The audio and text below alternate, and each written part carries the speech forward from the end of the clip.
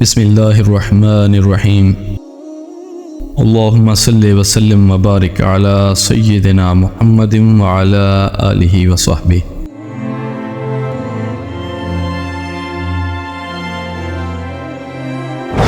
سلسلہ حق کے معزز سامعین، السلام علیکم۔ معزز سامعین، اسلام سے کچھ قبل عرب حکومتوں کے احوال میں آج ہم ہیرا یعنی عراق اور اس کے نواحی علاقوں کی حکومتوں کے متعلق جانیں گے۔ عراق اور اس کے نواحی علاقوں پر 557 قبل مسیح سائرس ذوالقرنین کے زمانے ہی سے اہل فارس کی حکمرانی چلی آ رہی تھی۔ کوئی نہ تھا جو ان کے مد مقابل آنے کی جرأت کرتا، یہاں تک کہ 326 قبل مسیح میں سکندر مقدونی نے دارا اول کو شکست دے کر فارسیوں کی طاقت توڑ دی، جس کے نتیجے میں ان کا ملک ٹکڑے ٹکڑے ہو گیا اور طوائف الملوکی شروع ہو گئی۔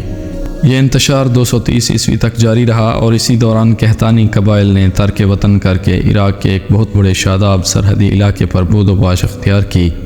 پھر عدنانی تارکین وطن کا ریلا آیا اور انہوں نے چھوٹی بڑی جھڑپیں کر کے جزیرہ فراتیہ کے ایک حصے کو اپنا مسکن بنا لیا۔ ادھر 226 عیسوی میں اردشیر نے جب ساسانی حکومت کی داغ بیل ڈالی تو رفتہ رفتہ فارسیوں کی طاقت ایک بار پھر پلٹ آئی۔ اردشیر نے فارسیوں کی شیرازہ بندی کی اور اپنے ملک کی سرحد پر آباد عربوں کو زیر کیا، لیکن ایسا معلوم ہوتا ہے کہ اردشیر نے محسوس کر لیا تھا کہ عرب باشندوں پر براہ راست حکومت کرنا اور انہیں سرحد پر لوٹ مار سے باز رکھنا ممکن نہیں، بلکہ اس کی صرف ایک ہی صورت ہے کہ خود کسی ایسے عرب کو ان کا حکمران بنا دیا جائے جسے اپنے قبیلے کی حمایت حاصل ہو۔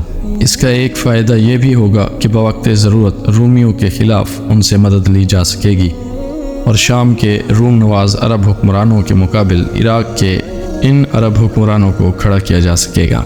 اردشیر کے عہد میں ہیرا پر جزیمہ کی حکمرانی تھی۔ شاہان ہیرا کے پاس فارسی فوج کی ایک یونٹ ہمیشہ رہا کرتی تھی جس سے بادیہ نشین عرب باغیوں کی سرکوبی کا کام لیا جاتا تھا۔ 268 عیسوی میں جزیمہ فوت ہو گیا اور عمرو بن عدی بن نصر لخمی اس کا جانشین ہوا۔ یہ قبیلہ لخم کا پہلا حکمران تھا۔ اس کے بعد قباز بن فیروز کے عہد تک ہیرا پر لخمیوں کی مسلسل حکمرانی رہی۔ قباز کے عہد میں مزدک کا ظہور ہوا جو اباحیت کا علمبردار تھا۔ قباز اور اس کی بہت سی رعایا نے مزدک کی پیروی کی۔ پھر قباز نے ہیرا کے بادشاہ منظر کو پیغام بھیجا کہ تم بھی یہی مذہب اختیار کر لو۔ منظر بڑا غیرت مند تھا، انکار کیا۔ نتیجہ یہ ہوا کہ قباز نے اسے معزول کر کے اس کی جگہ مزدک کے ایک پیروکار حارث بن عمرو بن حجر کندی کو ہیرا کی حکمرانی سونپ دی۔ قباز کے بعد فارس کی بادشاہی اس کے بیٹے کسریٰ نوشیروان کے ہاتھ آئی۔ اسے اس مذہب سے سخت نفرت تھی۔ اس نے مزدک اور اس کے بہت سے ہم نوا قتل کروا دیے۔ منظر کو دوبارہ ہیرا کا حکمران بنا دیا اور حارث بن عمرو کو اپنے ہاں بلا بھیجا، لیکن وہ بنو کلب کے علاقے میں بھاگ گیا اور وہیں اپنی زندگی گزار دی۔ منظر کے بعد نعمان بن منظر کے عہد تک ہیرا کی حکمرانی اسی کی نسل میں چلتی رہی۔ پھر زید بن ادئی نے کسریٰ سے نعمان بن منظر کی جھوٹی شکایت کی۔ کسریٰ بھڑک اٹھا اور نعمان کو اپنے پاس طلب کیا۔ نعمان چپکے سے بنو شیبان کے سردار ہانی بن مسعود کے پاس پہنچا اور اپنے اہل و عیال اور مال و دولت کو اس کی امانت میں دے کر کسریٰ کے پاس کیا۔ کسریٰ نے اسے قید کر دیا اور وہ قید ہی میں فوت ہو گیا۔ ادھر کسریٰ نے نعمان کو قید کرنے کے بعد اس کی جگہ ایاس بن قبیصہ طائی کو ہیرا کا حکمران بنایا اور اسے حکم دیا کہ ہانی بن مسعود سے نعمان کی امانت طلب کرے۔ ہانی غیرت مند تھا، اس نے صرف انکار ہی نہیں کیا بلکہ اعلان جنگ بھی کر دیا۔ پھر کیا تھا، ایاس اپنے جلوں میں کسریٰ کے لاؤ لشکر اور مرزبانوں کی جماعت لے کر روانہ ہوا اور ذیقار کے میدان میں فریقین کے درمیان گھمسان کی جنگ ہوئی، جس میں بنو شیبان کو فتح حاصل ہوئی اور فارسیوں نے شرمناک شکست کھائی۔ یہ پہلا موقع تھا جب عرب نے عجم پر فتح حاصل کی۔ یہ واقعہ نبی صلی اللہ علیہ وآلہ وسلم کی پیدائش کے تھوڑے ہی دنوں بعد کا ہے۔ آپ صلی اللہ علیہ وآلہ وسلم کی مبارک پیدائش ہیرا پر ایاس کی حکمرانی کے 8ویں مہینہ میں ہوئی تھی۔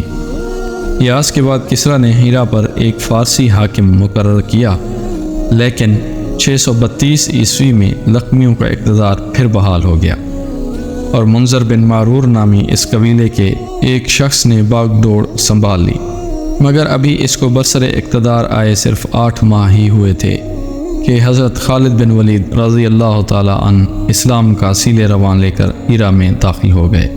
معزز سامعین، اسلام سے قبل عرب حکومتوں کے احوال میں شام کی حکومتوں کا ذکر بھی کرتے چلیں۔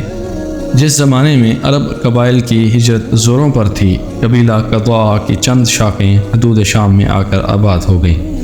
ان کا تعلق بنی سلیم بن حلوان سے تھا اور انہی میں ایک شاخ بنو زجعم بن سلیم تھی جسے زجائمہ کے نام سے شہرت حاصل ہوئی۔ جس طرح ہیرا یعنی عراق فارس کی عملداری میں تھا، اسی طرح شام رومی سلطنت کی باج گزاری میں تھا۔ قضاء کی اس شاخ کو رومیوں نے صحرائے عرب کے بدوؤں کی لوٹ مار روکنے اور فارسیوں کے خلاف استعمال کرنے کے لیے اپنا ہمنوا بنایا اور اسی کے ایک فرد کے سر پر حکمرانی کا تاج رکھ دیا۔ اس کے بعد مدتوں ان کی حکمرانی رہی۔ ان کا مشہور ترین بادشاہ زیاد بن حبولہ گزرا ہے۔ زجائمہ کا دور حکومت پوری دوسری صدی عیسوی پر محیط رہا ہے۔ اس کے بعد اس دیار میں آل غسان کی آمد ہوئی اور زجائمہ کی حکمرانی جاتی رہی۔ آل غسان نے بنو زجعم کو شکست دے کر ان کی ساری حکومت پر قبضہ کر لیا۔ یہ صورتحال دیکھ کر رومیوں نے بھی آل غسان کو دیار شام کے عرب باشندوں کا بادشاہ تسلیم کر لیا۔ آل غسان کا پایہ تخت دومت الجندل تھا اور رومیوں کے اعلی کار کی حیثیت سے دیار شام پر ان کی حکمرانی مسلسل قائم رہی تا آنکہ خلافت فاروقی 13 ہجری میں یرموک کی جنگ پیش آئی اور آل غسان کا آخری حکمران جبلہ بن اہم نے اسلام قبول کر لیا، اگرچہ اس کا غرور اسلامی مساوات کو زیادہ دیر تک برداشت نہ کر سکا اور وہ مرتد ہو گیا۔ سامعین اعزاز، عرب حکومتوں کے احوال کے اس چیپٹر کے اگلے حصہ میں ہم حجاز مقدس کی سرداریوں اور قبائلی امیروں کے بارے میں ذکر کریں گے۔ اللہ آپ کو برکتیں اور عافیتیں عطا فرمائے۔ تب تک کے لیے اللہ حافظ۔